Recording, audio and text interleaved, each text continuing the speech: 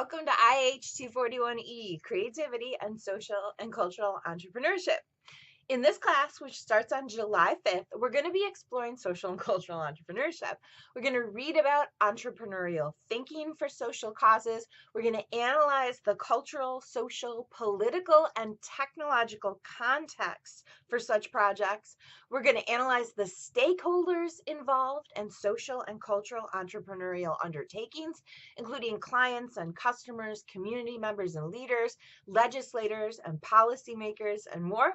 We're also going to talk about the challenges of engaging in social and cultural entrepreneurial work, along with analyzing the impacts and implications of the larger global trend towards social and cultural entrepreneurship. And we'll end class by thinking about the possible futures of social and cultural entrepreneurship. In this video, I want to provide a quick introduction to myself and an overview of our class this semester.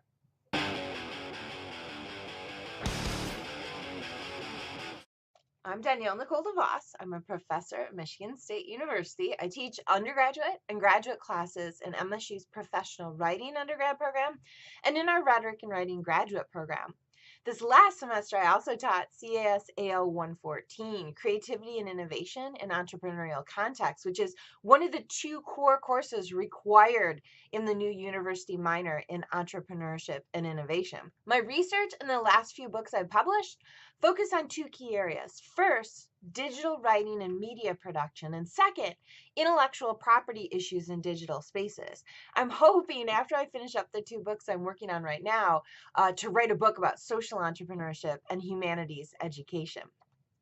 I used to run the Creativity Exploratory in the College of Arts and Letters, which was a creativity, innovation, and entrepreneurial lab.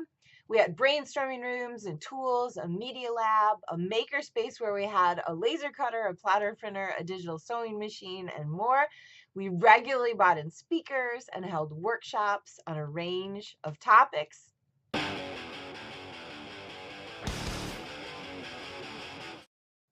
So that's a bit about me, and I hope that we'll get to know each other better this semester. As for class specifics, there are 5 assignments for class this semester, as you'll see in the syllabus. The first is to contribute to reading responses. Every week, I'm going to post a question for you to think about in our shared MSU Google Drive folder. And after doing the week's readings, you'll offer a response. This would get messy if all 50 of us were in the same document working at the same time. So I'm going to clump you into groups or creativity clusters, and I'll assign those during week 1 of class. So that's the first major assignment. The next 4 required assignments are projects. For each, we're going to do some looking, doing, watching, listening, and exploring. And we're going to do some inventing, creating, and innovating around social and cultural entrepreneurship. 3 of the 4 projects are individual. 1 is collaborative, and you'll do it with people in your creativity cluster. I want everyone to leave this class with a deep, rich understanding of social and cultural entrepreneurship and with a set of creativity and innovation tools that you can take from this class and apply in different contexts. Throughout the course, I'm going to emphasize communication. You can have the best, most creative, innovative idea in the world, but if you can't effectively communicate that idea, that good idea isn't going to go very far.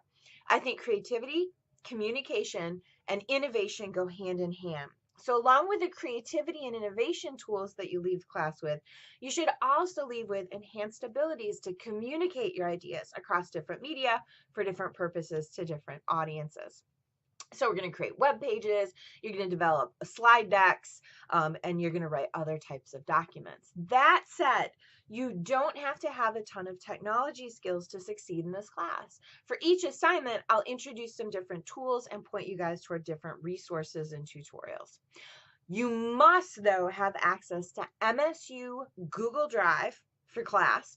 You're also going to need a stable, high-speed internet connection, and you're probably going to need a camera, but if you have a smartphone, that'll work.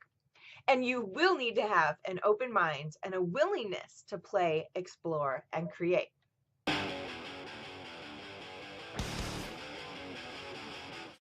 We're going to have a specific focus for each week of class. The first week of class, we're going to hone in specifically on what social entrepreneurship is. The second week of class, we're going to broaden that to consider cultural entrepreneurship and the larger cultural and global context of this work. Week 3, we're going to talk about the technological context of social and cultural entrepreneurship. During week 4, we'll talk about some of the key players and stakeholders involved in social and cultural entrepreneurial initiatives. Week 5, we'll talk about some of the challenges we face when we're approaching entrepreneurial projects, activities, and initiatives. During week 6, we'll explore the impact and implications or the results of social and cultural entrepreneurial work. And for the last week of class, we'll focus in on what the future of social and cultural entrepreneurship might look like. All of the class materials will be linked from D2L. When you head to d2l.msu.edu and you log in, you should now see IAH 241E on your list of courses. If you don't, email me right away. The first folder in our D2L site includes our class syllabus and this overview video. Read the syllabus right away and note project due dates in your planner. The next folder will contain the 5 assignments and then drop boxes for the 4 projects that we'll do during the semester. The next folder is a link to our class MSU Google Drive space and a list of creativity clusters and who is assigned to which. You'll also see folders for each of our 7 weeks of class. And each folder will be set up the same way. First, there will be an overview video that offers an overview of the week. You can watch the overview video on YouTube, you can stream it or download the MP4, or you can read a text-only transcript of the overview video. Then you're going to find the week's readings, cases, and sparks. If you have any questions about the D2L materials, please email me and ask.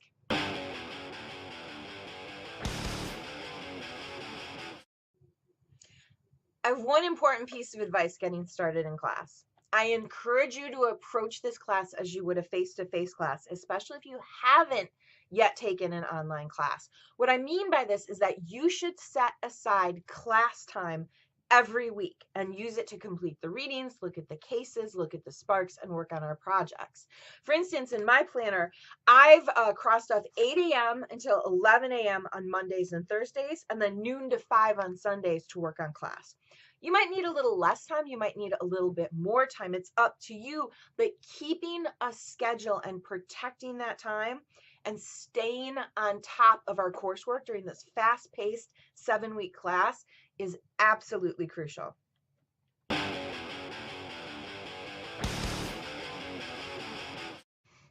I'll be keeping in touch with you regularly on D2L, by video, and on email. Know that you can always reach out, email me or text me if you have any questions at all about the work that we're doing for class. Welcome to IAH 241E.